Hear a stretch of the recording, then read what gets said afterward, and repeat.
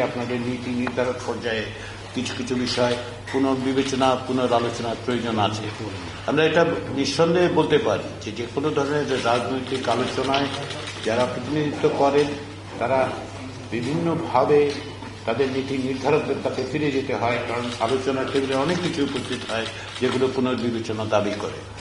আমরা সেটি অব্যাহত রাখছি এবং আমরা আশা করছি যে এই আলোচনার পরও দ্বিতীয় পর্যায়ের আলোচনায় অনেক কিছুগুলো বিষয় থাকবে। সবগুলো বিষয়ে আজকেই আমরা মীমাংসা করে ফেলতে পারবো তা নয়। যদি সেটা সম্ভব হতো তাহলে সেটা সবচেয়ে ভালো হতো সকল বিবেচনায়।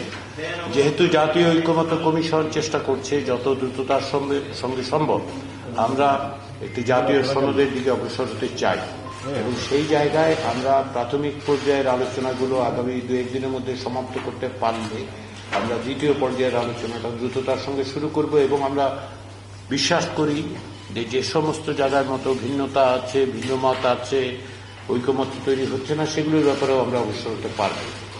তো সেই দিক থেকে বিবেচনা করে, যেটা আমি আবারও বারবার স্মরণ করিয়ে দিই সকলকে, আজকে আমরা এই টেবিলে এসেছি। গত প্রায় 2 মাস ধরে আমরা রাজনৈতিক দলগুলোর সাথে আলোচনা করছি। অত্যন্ত আন্তরিকতার সঙ্গে এই আলোচনা অগ্রসর হচ্ছে। পাশাপাশি এটাও স্মরণ করা দরকার যে আমাদের এই টেবিলে আসার জন্য অনেক প্রাণ দিতে হয়েছে, অনেক রক্তপাতের মধ্য দিয়ে আমরা এখানে এসেছি।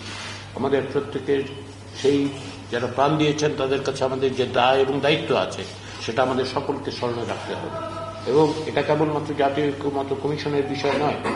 জাতীয় ঐক্যমত্য প্রতিষ্ঠা আসলে রাজনৈতিক দলগুলো, সিভিল সোসাইটি এবং অন্যান্য রাজনৈতিক শক্তিগুলো, সামাজিক শক্তিগুলোর দায়িত্ব। সকলেই আন্তরিক, সকলেই চান, এবং আমরা বিশ্বাস করি সকলের প্রচেষ্টা নিঃসন্দেহে সফল হবে। সেই আশা রেখে, সেই বিশ্বাস রেখে আবারও আমি জামায়াতে ইসলামী নেতৃবৃন্দকে আলোচনার টেবিলে আসবার জন্য ধন্যবাদ জানাই, এবং তার মধ্যে দিয়ে আমি আমার সংক্ষিপ্ত বক্তব্য শেষ করছি।